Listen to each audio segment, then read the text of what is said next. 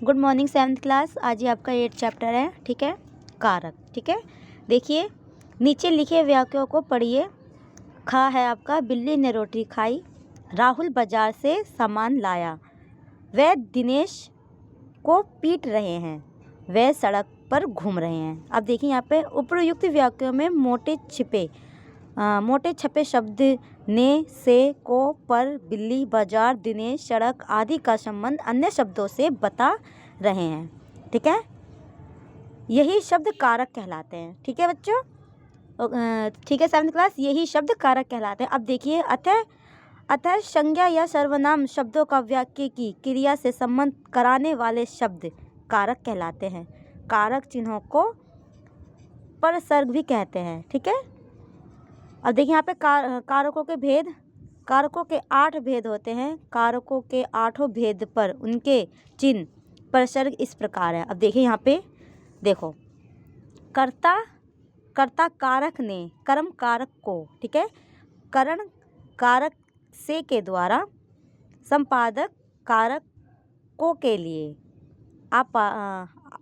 आपादान कारक से पृथक, मतलब ये पृथकता अलग होना। ठीक है, इसी तरीके संबंध कारक का, की, के, रा, री, रे। ओके, और अधिकरण कारक है मैं, पर, और ये संबोधन कारक है अरे, ओ। ठीक है, इसी तरीके से ये सब हैं।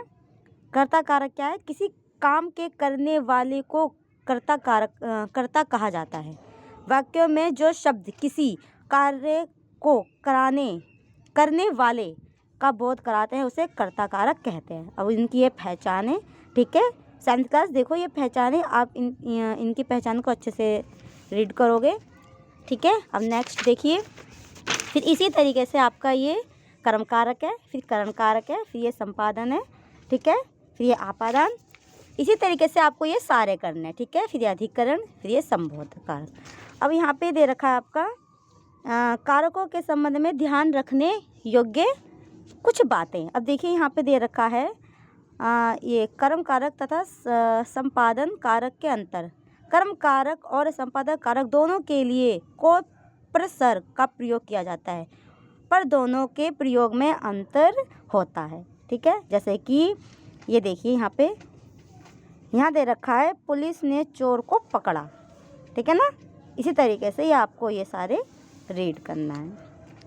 ओके सेवन्थ क्लास, ये आप अच्छे से रीड करोगे। फिर इसी तरीके से ये आपको ये दे रखा है, फिर यहाँ पे एक करण कारक और आपादान कारक के अंतर, ये आप अच्छे से रीडिंग कर लोगे। ठीक है, ओके सेवन्थ क्लास, अभी फिलहाल आपका इतना ही है ये कारक।